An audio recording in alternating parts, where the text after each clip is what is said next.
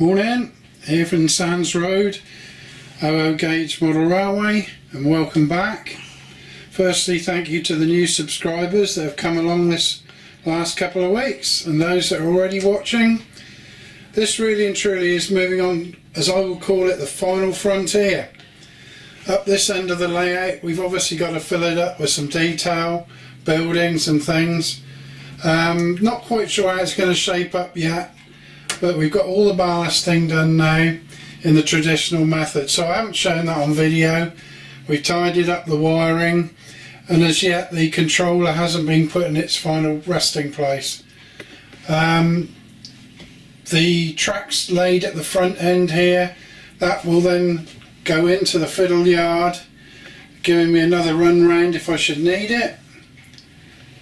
And then going back round, we've now got all the main lines up and running, and it's just a case of building up the scenery using wall insulation and bits and pieces like that, which I will show you as we go,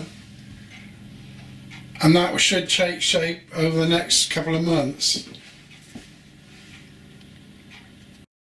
Right, briefly describing what we hope to do and achieve. We're going to, continuation of the road will go around here. The controller will be put in a different place, obviously. We're going over a single level crossing into the central area, building this area up here, putting a bridge into the corner and landscaping the corner at a certain height. Then the hill, or flattish hill, will then come down to more of a town area, where we will then see shops and a school, church and things like that probably. That's as far as I got with thinking it through. It's kind of winging it as we go this time. Okay, that's it for a minute. Right, as promised last time, I hope to have a couple of new locos running. New to the layout, one of them is brand new. First of all, we're going to deal with the Class 121 in the bay platform in the original green with speed whiskers. This is a Hornby locomotive, and that is R25098 W55032. Something that I used to remember seeing that used to run from Churston to Brixham after the steam finished. And we'll give it a quick run round, not the whole layout, but we'll do it up to the siding and back.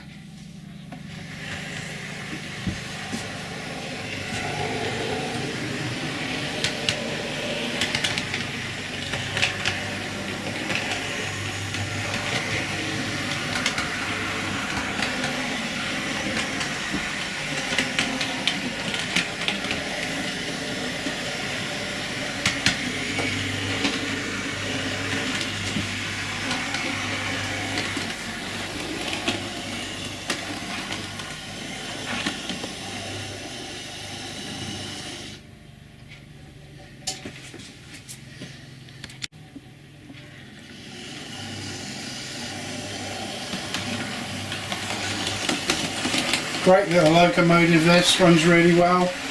Does have traction tyres, but they're in immaculate condition. Bought second hand quite a few years ago.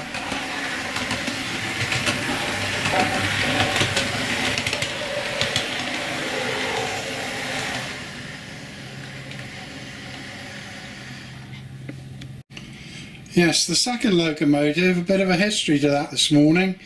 I went to get out a new Class 35 Hymac, a Helgen one. The lights came on, but it just wouldn't work, so I'm going to have to look into that.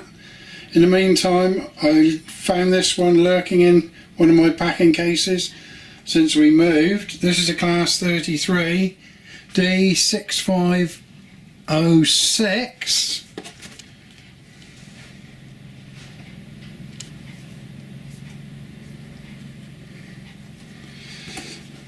A very nice locomotive indeed, runs really well. We'll set him running in a minute. These did appear at PAIGNTON, which is what I've been trying to achieve here, loosely speaking. They used to turn up more often than not, maybe from Exeter off the Waterloo line, running right through sometimes, and other times they'd end up on a Sunday. As you'll see for a picture later, they come through on specials, normally double-headed.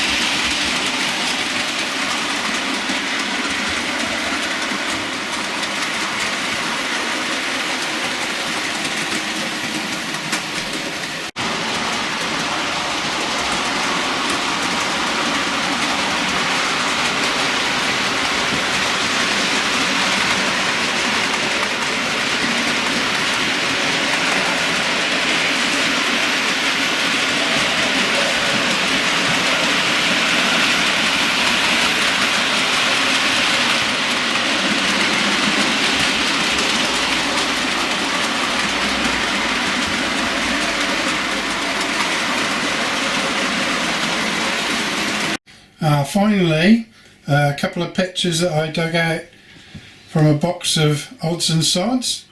I took these pictures back in the early 70s. Firstly is a picture of the Flying Scotsman on its first visit to PAIGNTON when the Dart Valley Railway took out running the service to Kingswear.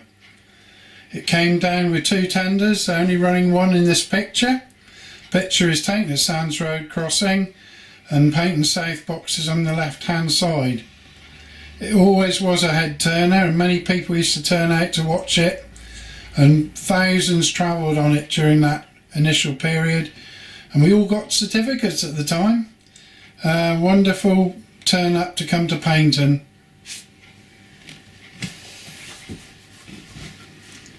The second one is a picture of two Class 33s. As I said, that was in the 70s. They're in blue livery there, even though I could only afford black and white roll film of the day. They would have turned up on a Sunday on a special from the south somewhere. Would have been a name board on the front, but at that point in time they hadn't changed it round. It would sit in the sidings there at Goodrington all day until the people were ready to go back in the evening, and hopefully they had a nice dry sunny day out on the beach. Finally, just like to say goodbye and thank you very much for watching. I hope you all have a lovely Easter. Again, thanks to all my subscribers and those people that find anything of interest in this railway that I'm building. Thanks so much, and I'll speak to you again soon.